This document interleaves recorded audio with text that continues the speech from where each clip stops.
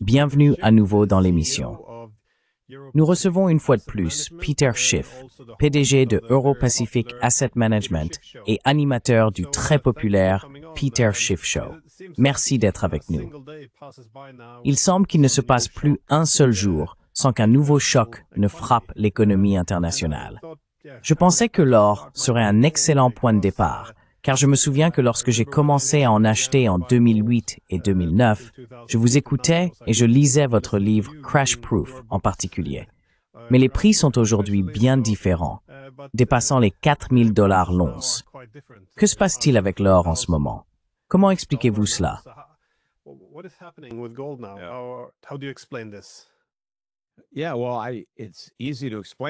Oui, eh bien, c'est facile à expliquer, car je le prévois depuis des années. Vous savez, quand j'ai commencé à le recommander à mes clients de courtage chez Euro-Pacific Capital, l'or valait environ 300, peut-être un peu moins. Il a donc été multiplié par plus de 10 depuis. En réalité, il a mieux performé que le S&P 500 au cours des 25 dernières années environ. Et cela reflète la mauvaise politique monétaire et budgétaire du gouvernement des États-Unis qui a détruit la valeur de notre monnaie. En conséquence, il faut davantage d'unités de cette monnaie pour acheter des biens. C'est pour cela que le marché boursier est aujourd'hui beaucoup plus élevé. Ce n'est pas parce que les entreprises valent réellement beaucoup plus, mais simplement parce que les dollars utilisés pour les acheter valent beaucoup moins.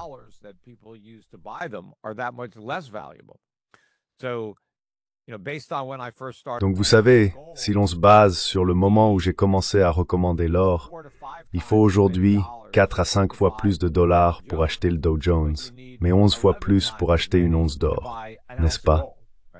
Cela remet les choses en perspective, car en termes d'or, le marché boursier est en réalité en nette baisse.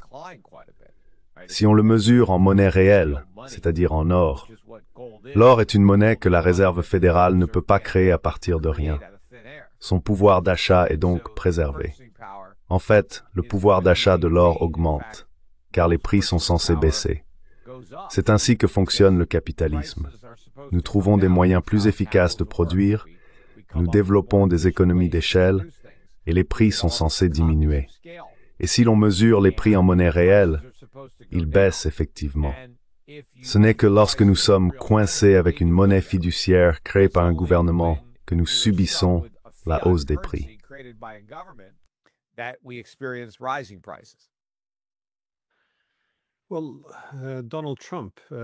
Eh bien, Donald Trump, tout comme Scott Bessent d'ailleurs, affirme que l'économie est en plein essor.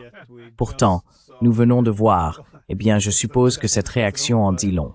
Mais en même temps, nous constatons que les taux d'intérêt sont désormais abaissés, ce qui soulève la question: dans quelle mesure la défense du dollar américain reste-t-elle une priorité? Quel est l'argument derrière cela? L'argent bon marché est-il censé restaurer la vigueur économique? Et si l'économie est vraiment florissante, pourquoi cela serait-il même nécessaire?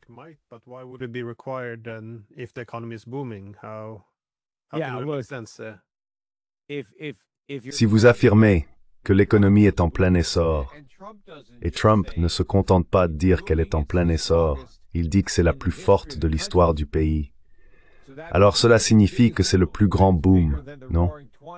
Plus grand que les années folles, n'est-ce pas? Elle n'a jamais été aussi florissante. Et il dit que c'est l'économie la plus dynamique du monde. Donc c'est la plus forte économie de l'histoire de l'Amérique, et c'est aussi la plus forte économie du monde.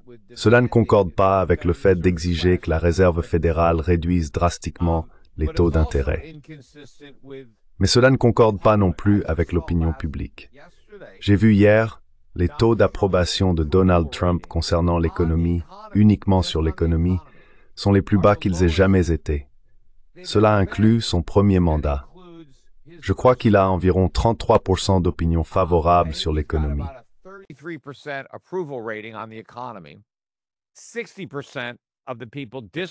60% des gens désapprouvent sa gestion de l'économie aujourd'hui.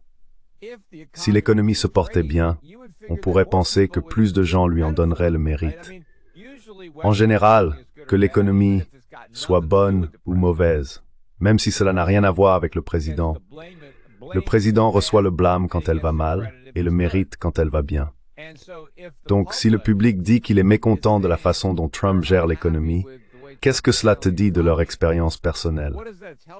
L'économie ne va pas bien, et c'est pourquoi ils blâment Trump et disent « Je n'aime pas la façon dont il gère l'économie ». Si nous avions vraiment la plus forte économie de l'histoire, les sondages de Trump devraient le refléter.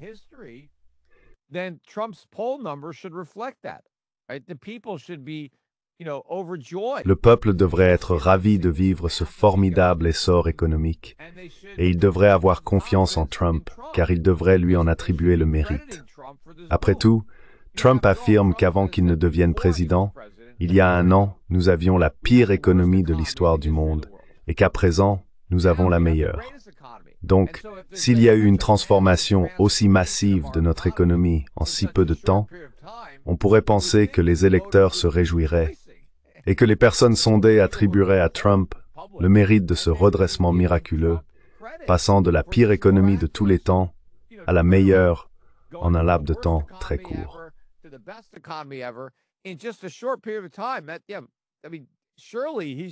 Je veux dire, il mérite sûrement du crédit pour ça. Donc cela montre simplement que tout cela, c'est du baratin, et je ne sais même pas si Trump y croit lui-même. Très probablement non. Vous savez, quand il dirigeait Trump Steaks et disait aux gens que c'était les meilleurs steaks du monde, y croyait-il vraiment? Ou essayait-il simplement de vendre ses steaks? Maintenant, il essaye juste de vendre sa présidence. Il essaie de faire croire au public que sa présidence est un grand succès, alors il exagère tout. Les gens devraient prendre ce qu'il dit avec des pincettes. Rien de tout cela n'est réel.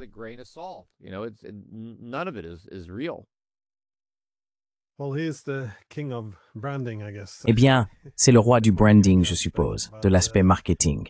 Mais bien sûr, au fond, il faut qu'il y ait quelque chose de réel. Dans quelle mesure penses-tu que le problème vient de la façon dont nous mesurons la force économique? Parce que c'est souvent une critique, n'est-ce pas, que nous mesurons tout en PIB. Surtout en politique internationale, lorsque nous évaluons par exemple les dépenses militaires ou la Chine, nous négligeons souvent le fait qu'ils peuvent faire beaucoup plus avec $1. Ils peuvent acheter beaucoup plus de balles et bien plus de navires pour ce même dollar que leurs homologues européens ou américains. As-tu une meilleure façon d'évaluer comment nous pouvons mesurer la richesse et la création de richesse?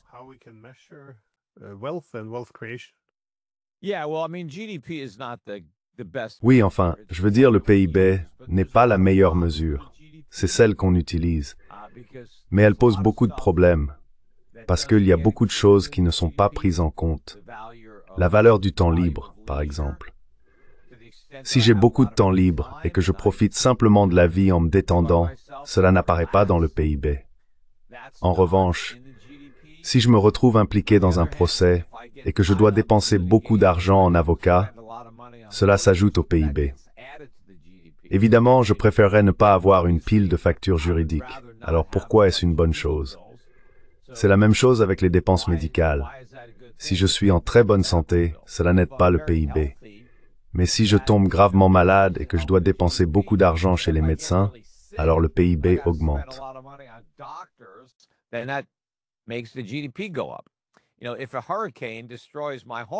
Vous savez, si un ouragan détruit ma maison et que je dois la reconstruire, le PIB augmente.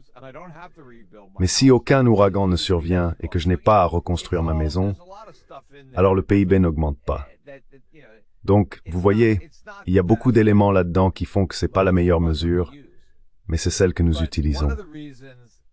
L'une des raisons pour lesquelles elle est aussi peu fiable, c'est qu'elle est faussée par la hausse des prix. Si nous examinons l'économie uniquement en lui attribuant une valeur en dollars, évidemment, s'il y a beaucoup d'inflation, alors le PIB va continuer à augmenter comme tout le reste. Maintenant, on est censé corriger cela avec ce qu'ils appellent le déflateur, censé retirer l'inflation du calcul.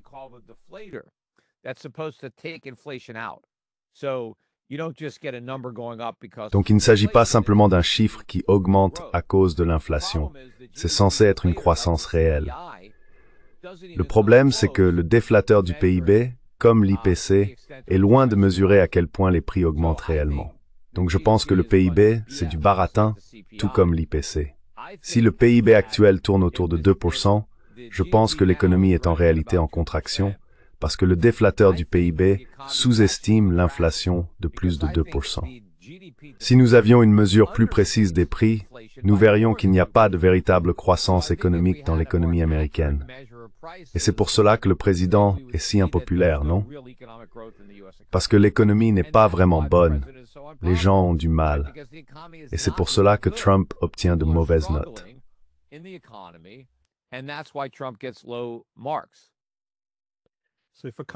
Donc, si un pays emprunte $1 milliard à la Chine pour acheter des biens de consommation chinois, cela augmente aussi le PIB.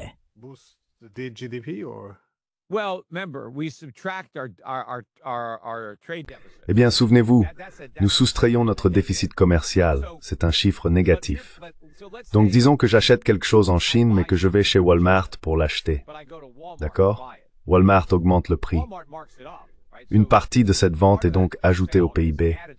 Mais disons que Walmart achète quelque chose en Chine pour $1 et me le revend $2. Le dollar de marge est inclus dans le PIB parce que c'est une valeur ajoutée locale, mais il soustrait le coût de l'importation, ce dollar. Donc vous voyez, si on y regarde de près, c'est un élément négatif. Le fait que nous ayons ces grands déficits commerciaux réduit notre PIB. Et c'est logique. Je veux dire, ce serait mieux si nous produisions ces biens nous-mêmes, mais ce n'est pas le cas. Et bien sûr, la valeur des biens que nous importons de Chine, c'est la Chine qui les produit, donc elle les compte dans son PIB.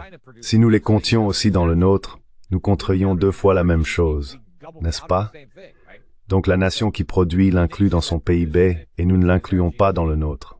Ainsi, cela entre, puis nous le soustrayons.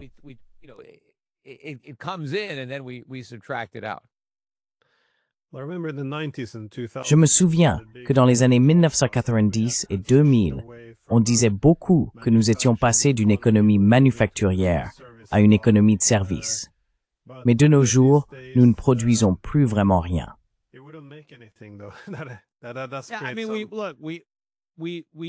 Je veux dire, regardez, nous fabriquons certaines choses, nous ne fabriquons pas rien, mais nous produisons beaucoup moins qu'avant, et pas du tout assez. L'autre jour, je parlais sur mon propre podcast parce qu'il y avait eu des annonces de licenciements. Pas chez Walmart, Amazon licenciait beaucoup de gens, et UPS aussi, ce sont 2 des plus grands employeurs du pays. En fait, Amazon est numéro 2. Le numéro 1, c'est Walmart. Mais parmi les 10 plus grands employeurs d'Amérique, 8 sont des détaillants, juste des magasins. Et les 2 autres dans le top 10 sont UPS et FedEx. Alors que font-ils? Ils transportent simplement toutes les choses que vous achetez dans les magasins. Donc tout notre emploi, nos plus grands employeurs, est concentré sur la distribution des produits que nous importons. Mais vous savez, regardez le Japon.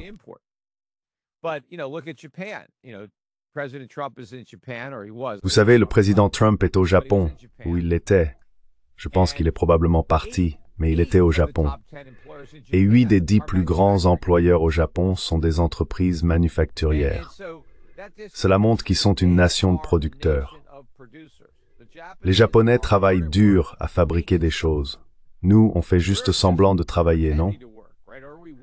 Ou bien on travaille mais on ne fabrique rien. On se contente, vous savez, de se rendre des services les uns aux autres. Mais, vous savez, si nous ne pouvions pas obtenir de biens du Japon, de la Chine et du reste du monde, il n'y aurait rien à vendre chez Walmart. Et donc Walmart n'aurait pas besoin de tous ses employés, parce que personne n'irait dans les magasins. Pourquoi iriez-vous dans un magasin si les rayons sont vides? Donc, si vous supprimez les importations, tous ces emplois liés à la distribution de ces importations, well, there is tough.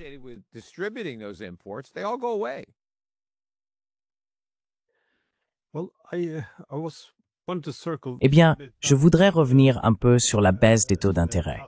Je me demandais, dans quelle mesure vous voyez le gouvernement financer désormais la dette en imprimant de la nouvelle monnaie. En gros, monétiser la dette. Parce qu'évidemment, cela se produit à une échelle massive. Mais comment devrions-nous comprendre les conséquences de cela? Au lieu de taxer le public, ils impriment simplement de l'argent pour couvrir les dépenses. Eh bien, c'est ce qu'ils font.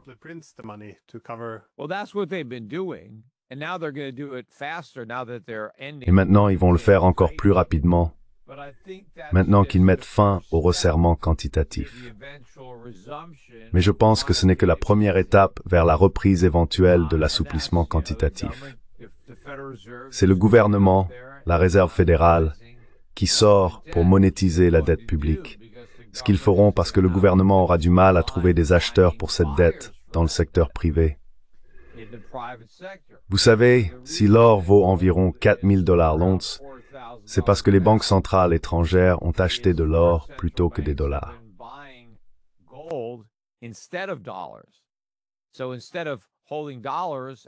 Ainsi, au lieu de détenir des dollars puis d'acheter des bons du Trésor américain avec ces dollars, ils vendent leurs dollars, achètent de l'or et placent simplement cet or dans un coffre.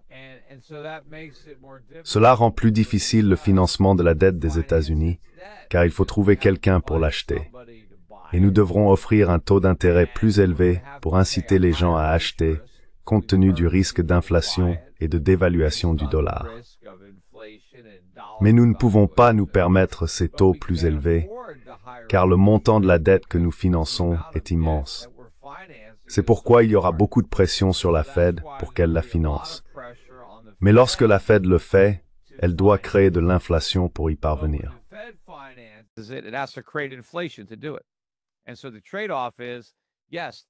Donc le compromis, c'est que oui, la Fed monétise la dette pour maintenir des taux plus bas.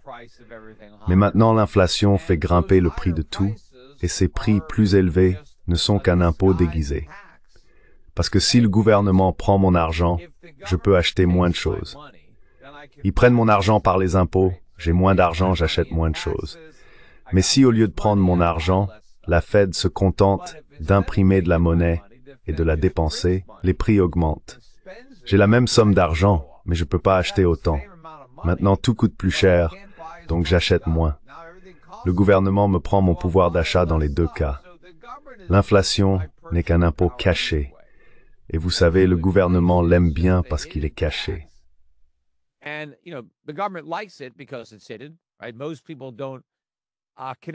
La plupart des gens ne font pas le lien entre la hausse des prix et les dépenses publiques. Ils ne se rendent pas compte que lorsqu'ils vont au magasin et paient des prix plus élevés, ils payent en réalité un impôt. Ils ne comprennent pas cela. Et c'est pourquoi les gouvernements aiment l'inflation. C'est leur impôt préféré, parce que la plupart des gens ne se rendent pas compte qu'ils le paient.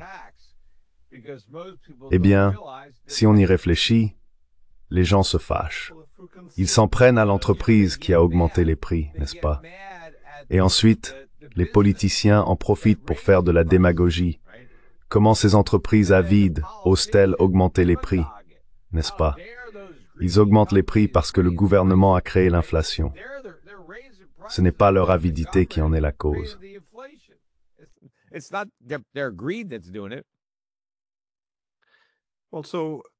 De plus, imprimer davantage d'argent devient alors une forme d'impôt, dans la mesure où cela réduit le pouvoir d'achat. Mais comme de nombreux pays dans le monde détiennent en réalité des dollars américains, cela devient aussi une forme de taxation à l'échelle mondiale. Cela soulève donc la question, si l'inflation n'est pas maintenue à un niveau modéré ou raisonnable, mais dans quelle mesure le reste du monde commencera-t-il à éviter d'investir dans le dollar américain? Voyez-vous, je veux dire, il y avait une grande présomption au début des années 1970, en 1971, lorsque la fenêtre or a été fermée et que les fondations du système de Bretton Woods ont été ébranlées. Pensez-vous que cela pourrait éventuellement conduire à la fin du dollar? Ou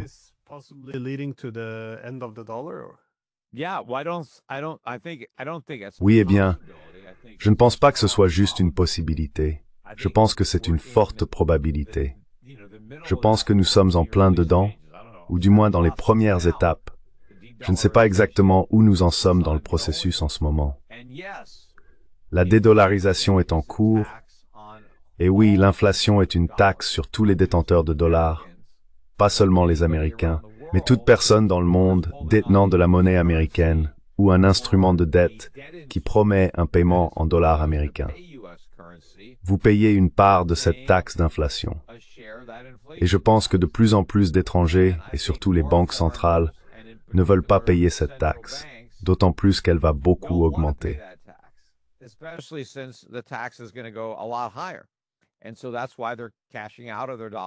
Et c'est pourquoi ils se débarrassent de leurs dollars pour se tourner vers l'or.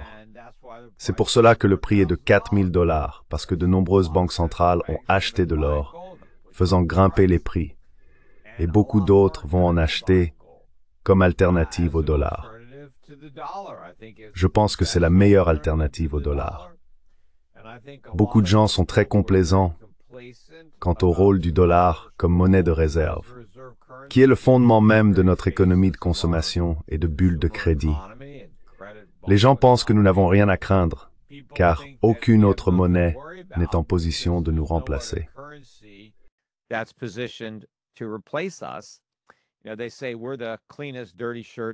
Ils disent que nous sommes la chemise la plus propre du panier à linge sale, ce qui est peut-être vrai ou peut-être pas. Je veux dire, je pense que nous sommes plus sales que certaines chemises, mais je reconnais que pratiquement toutes les monnaies fiduciaires sont dans ce panier. Mais l'or, lui, n'y est pas. L'or est immaculé. L'or est la vraie monnaie.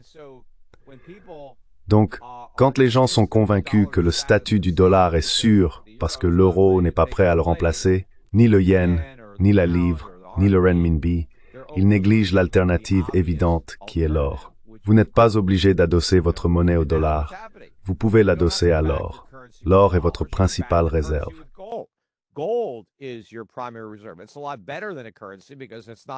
C'est bien mieux qu'une monnaie, car ce n'est pas en même temps la dette de quelqu'un d'autre.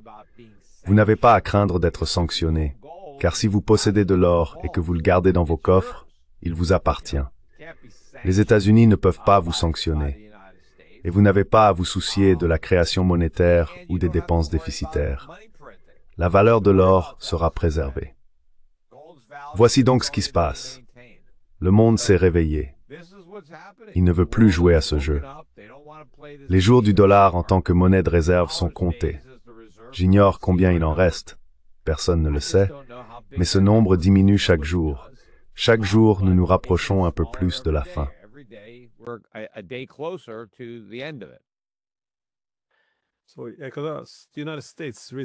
Les États-Unis ont récemment atteint une dette de 38 000 milliards de dollars. Mais bien sûr, ils ne sont pas les seuls. On constate également en Europe que de nombreuses grandes économies s'endettent désormais de manière insoutenable. Évidemment, le problème, comme vous l'avez dit, c'est que les monnaies fiduciaires ne sont adossées à rien. Elles peuvent simplement être imprimées trop facilement. Et il semble bien que ce soit la stratégie adoptée pour sortir des difficultés économiques. Imprimer de la monnaie pour s'en sortir. Mais l'or est-il la seule échappatoire? Car beaucoup de gens sont très optimistes à propos des crypto-monnaies. Mais encore une fois, c'est une solution, disons, assez clivante. Je suppose que vous êtes de l'autre côté du débat lorsqu'il s'agit de considérer le Bitcoin comme la solution.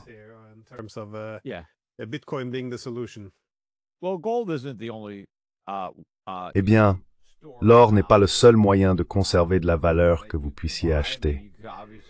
Je veux dire, vous pouvez évidemment acheter d'autres métaux précieux. Je pense que l'argent se porte très bien en ce moment. Je pense qu'il est encore moins cher que l'or. Il tourne autour de 48 $ l'once. Je pense que c'est une bonne valeur. Il est monté jusqu'à 54 $ et quelques il y a seulement quelques semaines. 50 était autrefois le double sommet et nous l'avons maintenant dépassé. Donc je pense que nous avons encore beaucoup de potentiel à la hausse sur l'argent. Nous n'avons plus cette grande résistance, nous l'avons déjà franchie. Mais vous pouvez aussi acheter des actifs réels. Je veux dire, j'aime les actions étrangères. Nous achetons beaucoup de bonnes actions étrangères, versant des dividendes qui, à mon avis, vont générer de très bons rendements réels, à la fois en dividendes et en appréciation du capital pour les clients. Donc vous savez, nous investissons dans beaucoup d'actions. Je gère des fonds communs de placement qui, je pense, vont très bien se comporter.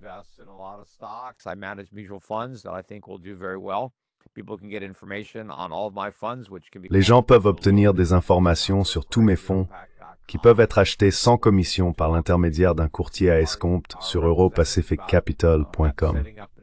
Vous pouvez également parler à nos représentants pour ouvrir un compte chez nous afin de gérer les types d'actions qui se comporteraient très bien dans cet environnement. Pour l'or, vous devriez contacter Schiff Gold et acheter un peu d'or et d'argent.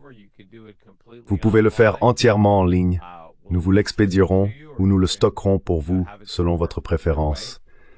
Vous pouvez posséder de l'or et de l'argent physique directement par l'intermédiaire de Schiff Gold, ce que je recommande. Quant au Bitcoin, oui, écoutez, certaines personnes pensent que le Bitcoin est de l'or numérique. Je pense qu'elles se trompent. Je ne crois pas que ce soit de l'or numérique.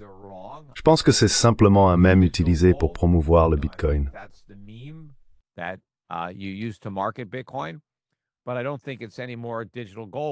Mais je ne pense pas que ce soit plus de l'or numérique qu'une image de hamburger ne serait de la nourriture numérique. Bien sûr, ça peut ressembler à de la vraie nourriture, mais on ne peut pas en croquer une bouchée. On n'en tirera aucune calorie. Si vous avez un régime à base de nourriture numérique, vous finirez par mourir de faim. Donc ça ne va pas fonctionner. Je pense que le Bitcoin va s'effondrer à un moment donné. Il a déjà duré assez longtemps et rassemblé beaucoup de disciples, beaucoup de croyants. Ainsi, lorsque vous achetez du Bitcoin, vous pariez que davantage de personnes y croiront à l'avenir qu'aujourd'hui. Et il faut vraiment croire que le néant est quelque chose. Et, dans la mesure où vous pouvez croire cela, vous pouvez acheter du Bitcoin.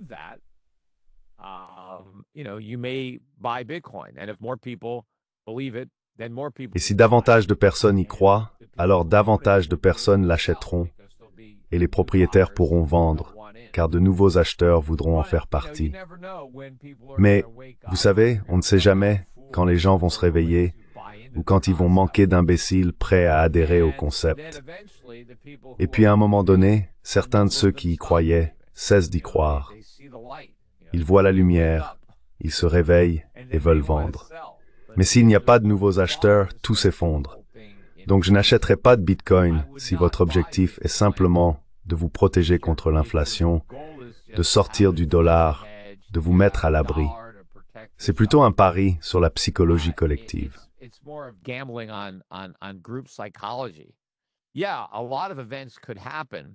Oui, beaucoup d'événements pourraient se produire et pousser davantage de gens vers le Bitcoin, non? Une forte inflation, un effondrement du dollar, davantage de personnes pourraient chercher une valeur refuge. Et si elles finissent par chercher cette valeur refuge dans le Bitcoin, alors le Bitcoin peut monter. Mais peut-être pas. Peut-être qu'elles reprendront leurs esprits et le Bitcoin peut s'effondrer. Mais je pense que l'or, lui, ne s'effondrera pas. Je veux dire, je pense que l'or est vraiment ce que le Bitcoin prétend être. Donc je préfère simplement acheter la vraie chose, ou acheter de l'argent, ou quelque chose d'autre de tangible, ou investir dans des actions de sociétés minières aurifères. Je pense qu'elles vont beaucoup plus monter que l'or. Je pense même qu'elles sont encore moins chères que le métal. Il y a donc beaucoup de façons de jouer le marché de l'or. Je n'inclurai pas le Bitcoin parmi elles.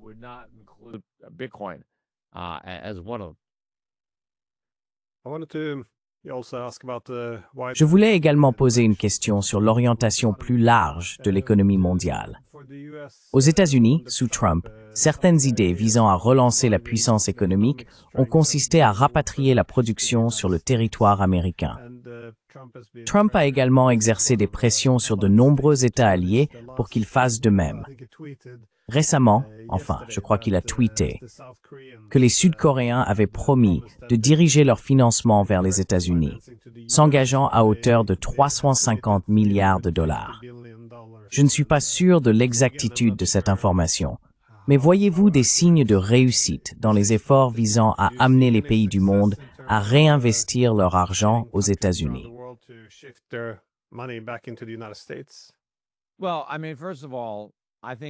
Eh bien, je veux dire, tout d'abord, je pense que beaucoup de gens disent ce que le président veut entendre. Ils veulent se mettre de son côté, ils veulent lui donner une phrase percutante. Donc je pense qu'une grande partie de ce discours sur les pays qui disent « je vais investir 2 milliards, 10 milliards, peu importe », ce sont plutôt des objectifs optimistes qu'ils atteindront peut-être ou peut-être pas, car il n'y a aucun mécanisme d'application. Ils ne sont obligés à rien. Donc en gros, ils disent simplement « voilà ce que nous allons faire, peut-être ». Et maintenant, Trump peut sortir et s'en attribuer le mérite.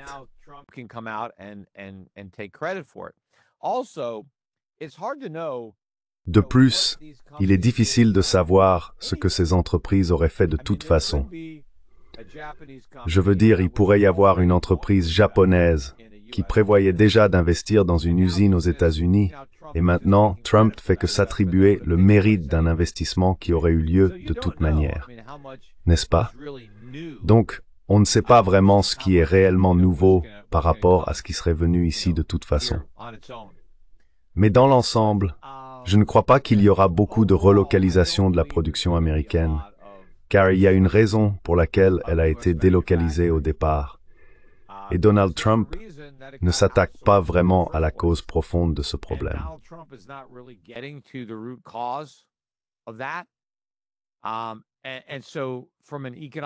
Et donc, d'un point de vue économique, même avec les droits de douane imposés, il reste plus viable de produire à l'étranger et de payer ses droits pour importer les produits que d'essayer de recréer ces industries ici à partir de zéro. Ce ne sont pas seulement les usines, ce sont aussi les chaînes d'approvisionnement, les infrastructures, la main-d'œuvre. C'est un investissement colossal qui serait nécessaire. Et dans la mesure où la seule raison pour laquelle cet investissement aurait du sens serait à cause des droits de douane, personne n'a de certitude quant à la durée pendant laquelle ces droits resteront en vigueur. Je veux dire, Trump pourrait les supprimer quand il le souhaite, ou, vous savez, il ne sera président que pour encore 3 ans.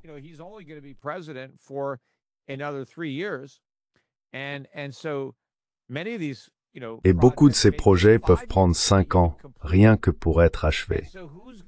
Alors qui va investir, vous savez, des milliards de dollars dans la construction d'une usine qui ne sera même pas rentable avant 5 ans, sans savoir si les tarifs mêmes qui la rendent viable existeront encore? Une grande partie du problème aussi, c'est que si vous construisez une usine ici, mais que vous devez toujours importer des composants étrangers, vous continuerez à payer ces tarifs. Alors que si vous la construisez à l'étranger, vous n'en payez pas. Donc une partie du problème, c'est que si vous construisez une usine en Amérique, vous êtes pratiquement limité au marché américain. Ce qui signifie que tout ce que vous produisez dans cette usine, vous devez le vendre en Amérique. On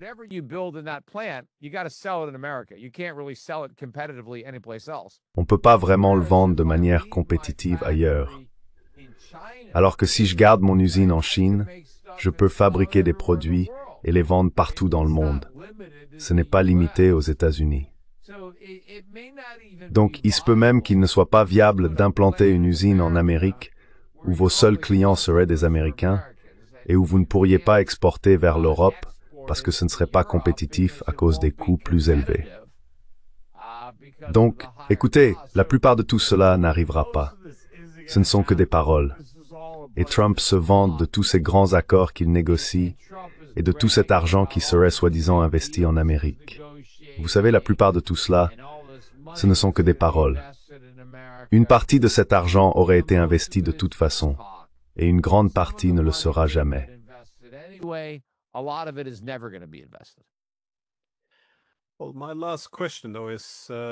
Eh bien, ma dernière question cependant concerne le sujet sur lequel tous les regards sont tournés en ce moment, dans cette ère économique actuelle et turbulente. Nous assistons à cette guerre économique entre les États-Unis et la Chine, essentiellement une rivalité pour savoir qui dominera.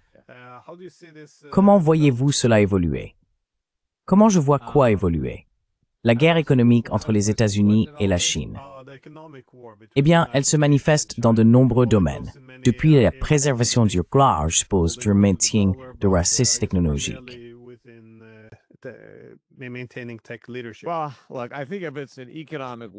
Eh bien, écoutez, je pense que si c'est une guerre économique, nous perdons, parce que le pouvoir est du côté du producteur et du créancier. Je pense que Donald Trump interprète mal la relation. Il croit que nous avons toutes les cartes parce que nous achetons tout et que nous empruntons l'argent. Mais n'importe qui pourrait faire ça, non? Je veux dire, n'importe qui peut consommer ce qui a déjà été produit. N'importe qui peut emprunter de l'argent si quelqu'un est prêt à le prêter. L'essentiel, c'est de produire les choses. C'est ça qui est difficile. Il faut des usines, des ressources, des travailleurs. La Chine a les usines, elle a les infrastructures. C'est la partie importante. Et il est bien plus difficile d'épargner de l'argent que de le dépenser. Dépenser, c'est la partie amusante. On sort simplement pour acheter des choses. Épargner, c'est un sacrifice. C'est de la sous-consommation.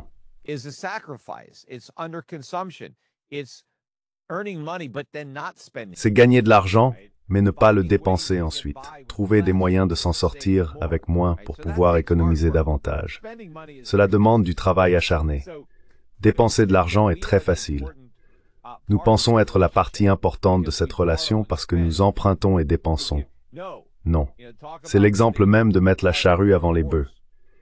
La Chine produit, sans production, il n'y a pas de consommation.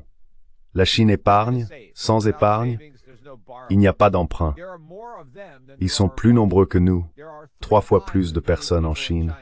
Ils peuvent dépenser, il n'y a pas de pénurie de demande en Chine. Mais ici, il y a une énorme pénurie d'offres. Nous n'avons pas les usines. Donc s'il y a une guerre, la Chine gagne.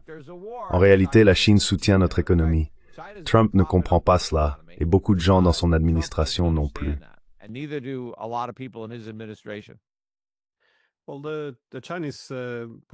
Eh bien, les Chinois ont menacé de restreindre les exportations de terres rares, et il semble que Trump et Xi soient parvenus à un accord selon lequel une partie de ces mesures sera non pas annulée, mais au moins retardée. Penses-tu que nous avons évité le pire, ou crois-tu que la guerre commerciale va simplement se poursuivre? Eh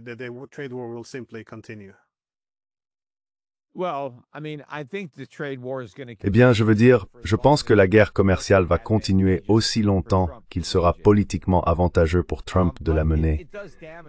Mais elle nuit à l'économie, qu'il s'en rende compte ou non. Donc je pense qu'elle ne s'intensifiera pas au point de correspondre à sa rhétorique. Et dans la mesure où il menace, vous savez, de tarifs à 100%, ce ne sont pour l'instant que des paroles. On le surnomme Taco Trump. Trump finit toujours par reculer. Et je pense qu'à mesure qu'il multipliera ses menaces, ce sera comme le garçon qui criait tarif. Finalement, les gens comprendront que cela ne se produira pas vraiment. Mais il y a bien des tarifs. C'est pas comme s'il n'y en avait aucun.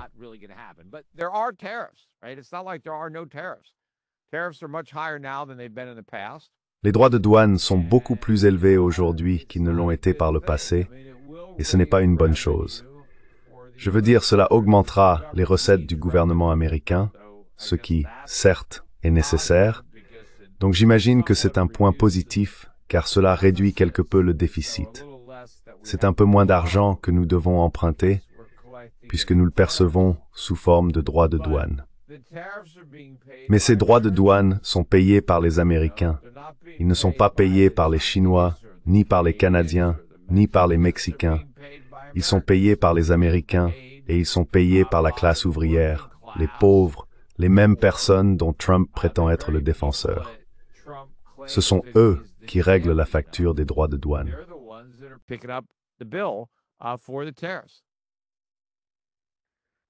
Eh bien, avant que vous ne partiez, où les gens peuvent-ils vous trouver, vous et votre entreprise?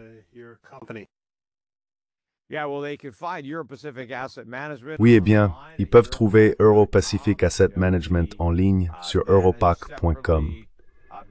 Vous savez, nous gérons des comptes séparément gérés dans ma société de gestion d'actifs.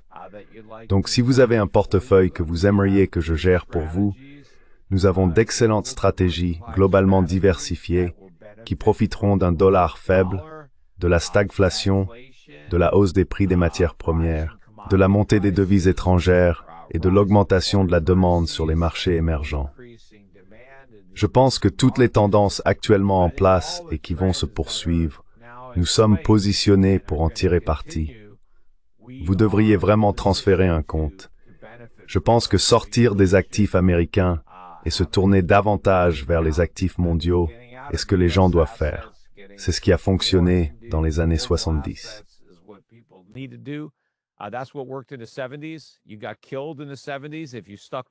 Dans les années 70, on se faisait massacrer si on restait sur le marché américain. Mais si on investissait à l'étranger, on faisait fortune. Je pense que cette fois, ce sera encore mieux, car les problèmes sont encore plus graves. Donc je pense que la surperformance relative des marchés étrangers par rapport aux États-Unis sera encore plus marquée. Et bien sûr, avec l'appréciation des matières premières, l'or, il faut acheter un peu d'or et d'argent. J'ai une entreprise Schiff Gold où vous pouvez acheter. Nous vous proposerons d'excellents prix. Vous pouvez acheter en ligne ou parler à nos spécialistes qui vous aideront. Le site web est schiffgold.com. Nous avons également une lettre d'information gratuite à laquelle vous pouvez vous abonner sur sovereignshift.com. Nous publions plusieurs numéros par semaine. Il suffit d'aller sur le site et de vous inscrire pour commencer à recevoir nos réflexions dans votre boîte de réception.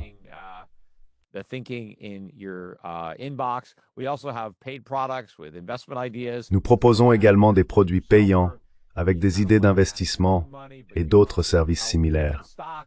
Si vous êtes du genre à tout faire vous-même et que vous souhaitez gérer votre propre argent, mais avez besoin d'un peu d'aide pour choisir des actions, nous pouvons vous offrir ce service.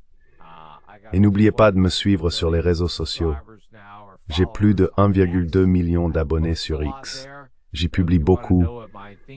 Donc si vous voulez savoir ce que je pense en temps réel, suivez-moi simplement sur X et vous le verrez. Et regardez mon podcast, The Peter Schiff Show Podcast. Vous pouvez le trouver sur mon site web à l'adresse schiffradio.com ou sur iTunes, Stitcher, Spotify, toutes ces plateformes qui proposent des podcasts. Vous pouvez aussi le regarder sur ma chaîne YouTube où je publie la version vidéo en direct. Alors abonnez-vous à la chaîne YouTube de Peter Schiff.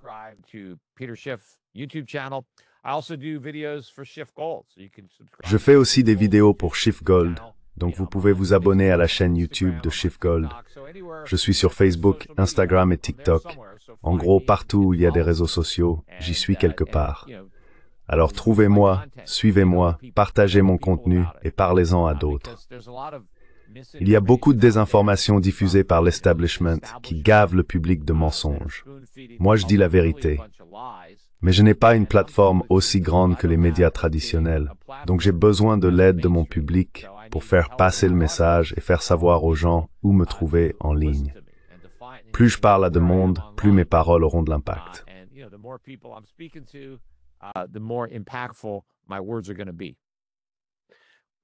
Eh bien, comme toujours, j'apprécie vraiment que vous ayez pris le temps. Merci encore d'être venu. Très bien, au revoir, prenez soin de vous. Take care.